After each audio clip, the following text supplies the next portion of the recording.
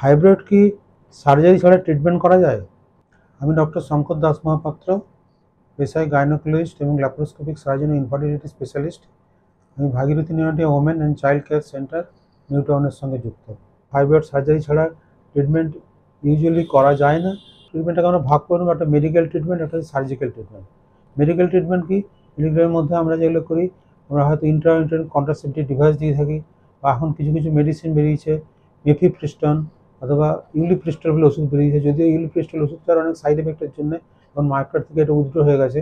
এই ওষুধটা ইউজ করলে অনেক সময় লিভার ইঞ্জুরি হতে পারে। এছাড়া আর কি আমাদের ট্রিটমেন্ট আছে? আমরা দেখি যে ফাইব্রয়েডকে আমরা ইউটেরাইন আর্টারি এমোলাইজেশন বলে একটা ট্রিটমেন্ট আছে, যেটা দিয়ে ইউটেরাইন আর্টারির ভিতরে এমোলাই ঢুকিয়ে দিলে ফাইব্রয়েডটা ধীরে ধীরে সিঙ্ক করে যায়।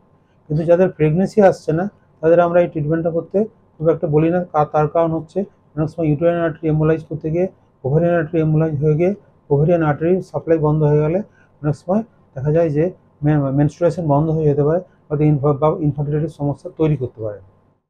অথবা ম্যাগনেটিক রেজোনেন্স ইমেজিং দিয়েও ফাইব্রয়েড ট্রিটমেন্ট করা যেতে পারে, আল্ট্রাসাউন্ড গাইডেড।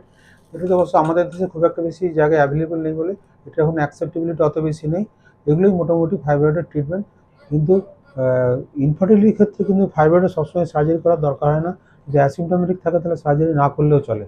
সেক্ষেত্রে নর্মালি পেশেন্টের প্রেগনেন্সি এসে যায়।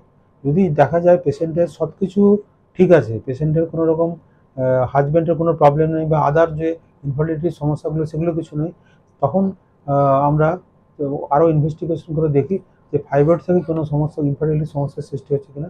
তখন আমরা সার্জারির কথা বলে থাকি। নাহলে সার্জারির কথা ইউজুয়ালি আমরা খুব একটা বেশি বলি না। আমরা নর্মালি পেশেন্টকে প্রেগনেন্সি নেওয়ার কথা বলে থাকি।